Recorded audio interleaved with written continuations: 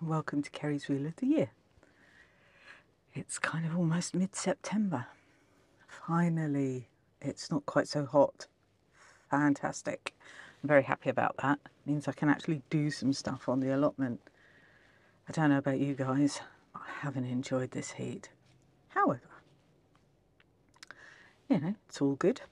Plants are enjoying it. Everything's gone crackers. Particularly around my little fruit tree guilds, which I've mentioned off and on in a couple of other videos, but thought today I might kind of go into more detail about them and kind of reveal them, because they've gone, you know, they've been subsumed into, oh my god, so much growth that I've just let go. So I am going to be revealing the fruit tree guilds and having a chinwag about those, and maybe a bit of kind of exploring the idea of permaculture altogether, which I'm sure many of you know and live by anyway, but you know, it's something that I've been working with slowly and kind of trying to understand the principles. And apparently there are like 12 principles, which, you know, you can use as a guideline for life generally, you know, but one of the things they say is it's guidelines and not dogmas. I can't bear dogmas. I heard something wonderful once. Somebody said there should be no dogmas, there should be catmas, because cats are like, yeah, I like this, I'll do this for now, and when it stops working for me, I'll do something else. Perfect. Cat attitude. Magic cats, see? So I like it. So, yes. So today, clearing the fruit tree guilds, having a chinwag about permaculture.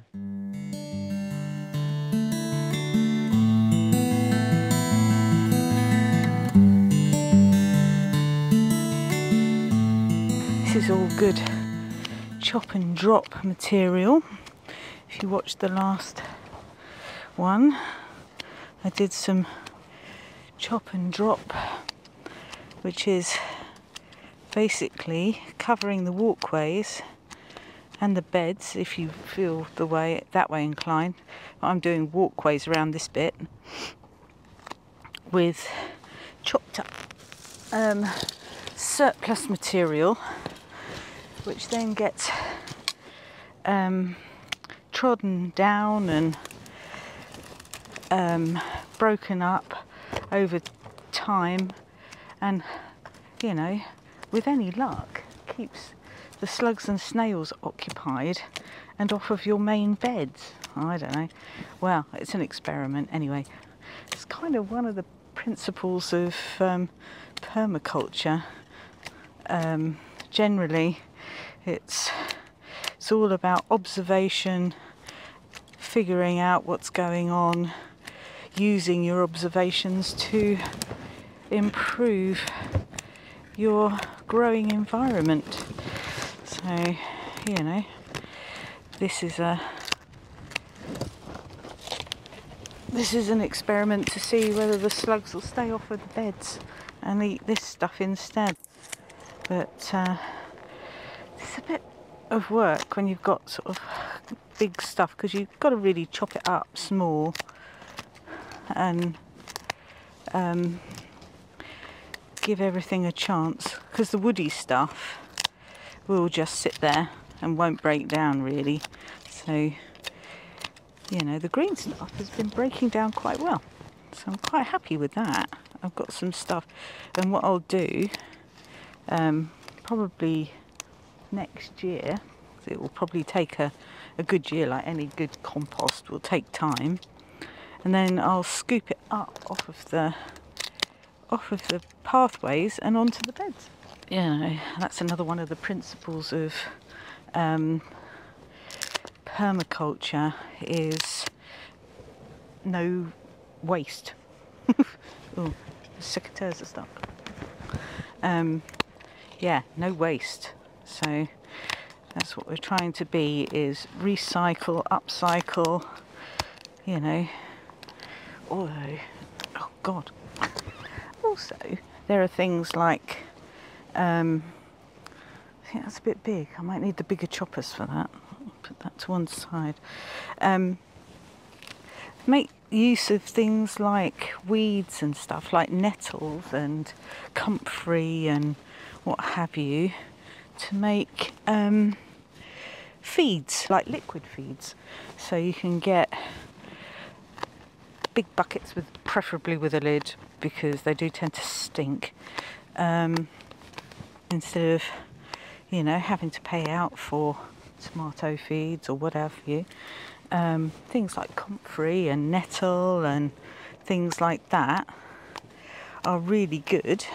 Stick in a bucket, cover with water, stick a lid on, leave for a few weeks, and then you can use the liquid that comes back as, you know, fertilising feed. I mean, cheap, excellent, and all within that sort of permaculture idea of, you know, make no waste. You know, the whole point of the Green Grimoire is to learn from nature's green book. This might take some time.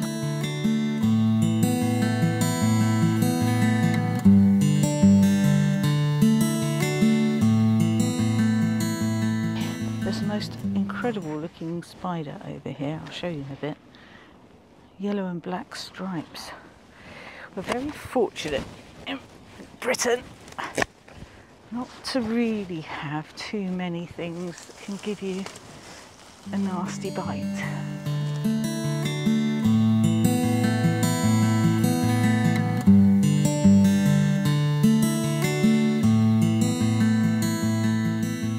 And that there's a big spider on there as well. If you can't eat it, compost it. Doesn't matter if it's a good vegetable or not, you know. If you haven't got a use for it, then put it back to the ground. This is laborious. You can see the bare bones of it now. I thought I'd come and sit down and do a little piece to camera to talk about Principles of Permaculture.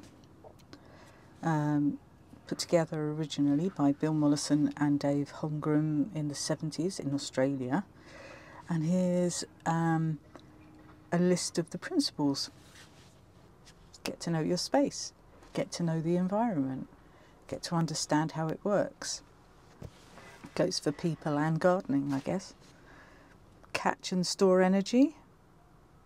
So they're relating that to kind of pick things in the garden, pick things when they're ready.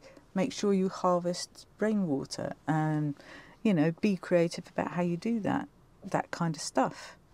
Obtain a yield, number 3. If you're not achieving good results, reassess and try new methods. So, I mean, these are really good principles for life, aren't they, generally? Apply self-regulation and accept feedback. I don't know what that means, really. Apply self-regulation. I don't know. I'm always willing to accept feedback. Self-regulation. I mean, I suppose in my case that would mean don't sow 450 tomato plants, because there's no point. You can't use 450 tomato plants, although I do like giving them away as well. But, you know, it's a bit of self-regulation, I guess. And I love feedback. You know, feedback's always good, isn't it? I mean, whether it's positive or... depends how the negatives are put, really, I guess. If they're constructive criticism, I appreciate feedback.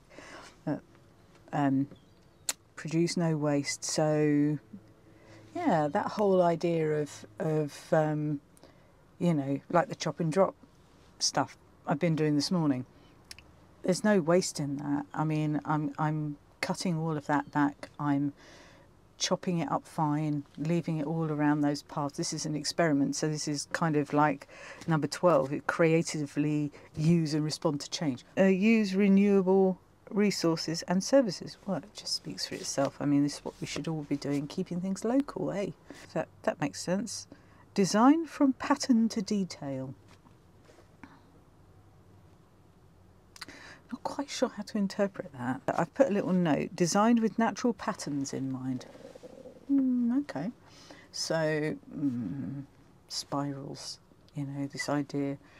I'm definitely up for the idea of revamping some of the areas to do, like, instead of lots of linear, you know, 1 metre by 3 metre beds, I quite like turning the idea over to like a spiral bed, which will do actually number 11 as well, which is use edges and value marginals. So, you know, kind of start with maybe like a tree in the middle and work like a spiral continuous bed across the bottom half of the allotment, and plant lots and lots of diverse stuff all the way around it, so that you're walking in amongst it all. I like that idea. I really hope, I'm really going to set my mind to that, I think, in the winter if I have time. That would be a really good project. So integrate rather than segregate. I mean, another good metaphor for life, isn't it? You know, so like interplanting your veg and companion planting and all of that kind of stuff. And again, you know, it's like people, isn't it? Let's just kind of come together rather than all being separate all the time. It'd be a much nicer place, wouldn't it? Yeah, so, and you can do that. I mean, you could do that really nicely in a spiral bed, couldn't you? You could have that, have like rhythms of plants running through that that kind of all support each other. It'd be really nice. I reckon it'd be beautiful, actually. I think I'm really growing on that idea. Use slow, small suggestions. Number 9. Slow, small, local, responsibly managed, and on a manageable scale. Unlike me, then, who goes like hell for leather. I mean, if I could, I'd take over all of these plots. I'm not sure that would be a manageable scale for me. Yeah, and it would certainly not be happy for everybody else. Use and value diversity. Oh, well, we've covered that. Use edges and margin. Well, we've covered that. And this creatively use and respond to change. Well, we're all having to do that anyway, aren't we? I mean, let's face it, with climate change and with political change and with all of that other stuff. I mean, we're having to constantly reassess how we look at the world and how we respond to it. And my favourite inspirational human being for that kind of thing is actually, well, 2 actually.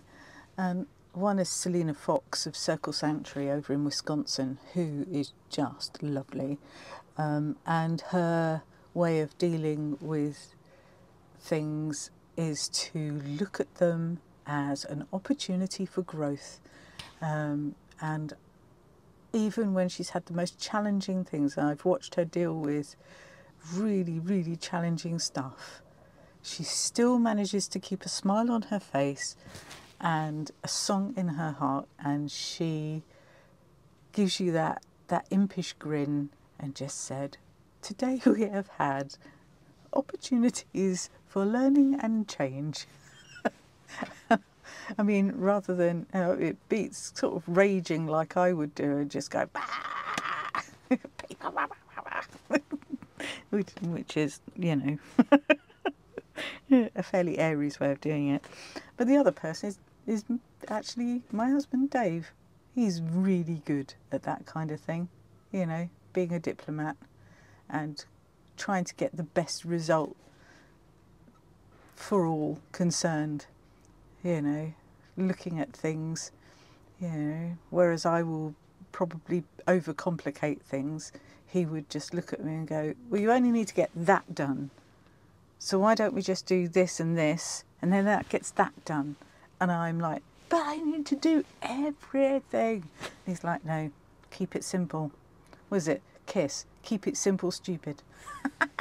So yeah, those two people really embody that. Number 12, creatively use and respond to change. So, you know, they're quite good principles. I think, you know, in a minute I'll show you the where I've got with the chopping and dropping and the hacking and slashing and the, you know, trying to regain some sort of sense of control over there, and explain the tree guilds, which kind of take all of these principles and do it on a microcosm, which is, you know, it's quite handy. It's quite good illustration of it. Let's go and have a look. Okay, so as you can see, there are the paths all the way around the outside, all around the back and down there and through the middle, like a little T bit in the middle. So I have hacked and slashed all the way around, and I've cleared a lot of the ground. And I mean, I know it's bare earth, and that's kind of an anathema to permaculture principles, really. But it was just so much. I needed to kind of get back on it, really, because it was mostly snails and slugs, spiders and woodlice in there. I don't think that's really healthy. So I'm not sure how well you can kind of discern what I've got here. This little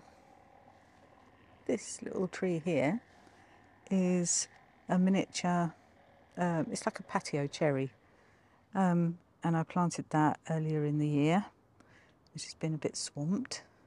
And next to that, you can see all the stuff with the umbels and stuff. This is a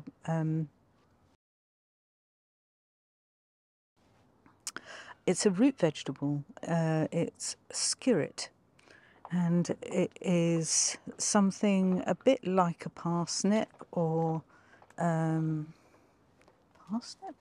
I suppose. But apparently it's what we used to eat here in Britain before taters turned up. Potatoes. So I've got, you know, one of the grapevines. This one's not doing quite as well as the other two, but I think that's because it got a bit swamped. Didn't really have a lot of space to move.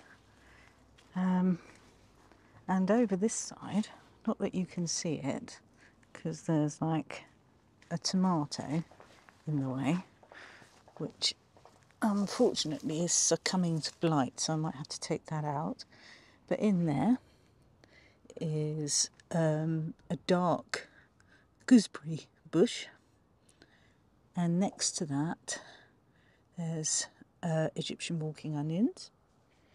I did have, what did I have in here? I had some sweet peas and things, but they didn't do very well. So this is one of the little fruit tree guilds down here that have been completely covered up.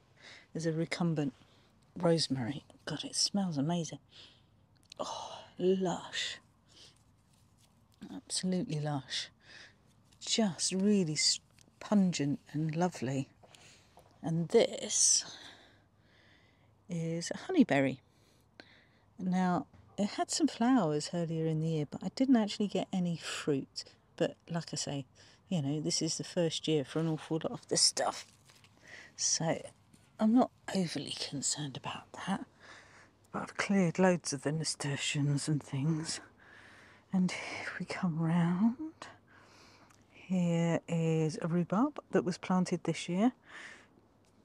And next to that, I've just chopped them back a little bit, are some lavender plants and another honeyberry, slightly different one. I've got 4 of them, and the pear tree here, which had loads of flowers, but sadly, again, no fruit this year. But then it was moved earlier in the year. Another new rhubarb, so I haven't really picked anything from those. And over there, another honeyberry, the one courgette, I've just picked some off of there today, another honeyberry, a load more nasturtiums, some Welsh onions, and another grape. Look at that, I've got to tie that in. It's doing all right. Look at the glowering sky behind it. So, this whole U-shaped bed eventually will be 3 fruit tree guilds that will kind of work together, I hope. So I'll have the pear tree there, little cherry tree over there, and around here in front of this other grape, I think, I'm not quite sure, but I think I want a small plum tree. And I will get the Principles of the Tree Guilds properly set. And the idea is that you have the main fruit tree, then you have like another layer underneath, so like maybe currant bushes or, you know, some other kind of fruit that gives you a sort of slightly lower canopy level. And then you have pollinators, so like the lavender down here, they can be bringing in the pollinators for the fruit or nuts. I mean, you can use nut trees as well, that'd be nice. Then you have like the deep-rooted things like the rhubarbs or horseradish or comfrey or those kinds of things, and they send long tap roots down, or the skirret in fact, and they bring up nutrients from deep in the soil. The rhubarb also is quite good at collecting lots of rain and dropping that onto the ground around the sort of drip area of the tree, so you know it can act like a water collector. Then you have as many pollinators as you like, adding things like bulbs and things like alliums and onions stop a lot of weeds and things because they literally fill up the space, and they also provide things like, you know, good sort of distracting smells. Basically, you get a variety of things all the way around the tree, all of which are helping each other. Oh, forgotten one. Nitrogen fixers. So again, like the comfrey, legumes. Legumes are really good. Legumes and beans. They fix nitrogen in the soil. Something like lupins. Lupins are fabulous. This needs all a little bit more work, but I think it's getting there. What can I say? Every picture tells its own story. That is my favourite trowel. Broken. These are hard-won parsnips. All I can say is the trowel, nil, parsnips, 1. So, given everything a bit of a water, had a bit of a tidy up around the tree guilds, had a bit of a few thoughts about permaculture. I hope that will inspire you to go off and have a look yourself and see what you can find and see whether the principles are something you either live with yourself anyway, or if you fancy kind of looking deeper into them. I do recommend the tree guilds though. I didn't realise that I'd already begun that principle, you know, when I was first on the allotment, you know, planting lots of things under trees and stuff. And funnily enough, the trees that I'd planted various bits and pieces under did better than the trees, you know, the fruit trees that I hadn't put anything under. So, you know, the principle works. You know, I just need to refine it and get a few more things in place properly up at that end. And I reckon it will be, you know, a really productive area. It's a bit of a long day. I have no idea what the time is now, but I think it's time for me to pop off home. So I'm going to sign off. I'm looking at the thing and I realised I've left my apron on. Damn, I'll have to remember to bring it back next time because it's got all my secateurs and everything in. But my brain is shocking. Well, you know, I hope this has been interesting. I hope you've had a good day doing whatever you're doing, and yeah, let me know if you do permaculture already, and how you find it and how you enact the 12 principles. Any kind of ideas that can shed light on some of the ones that I've gone, what about? That would be great. I'd really like to hear from you. So, yeah, I'll say goodbye for now and see you the next time.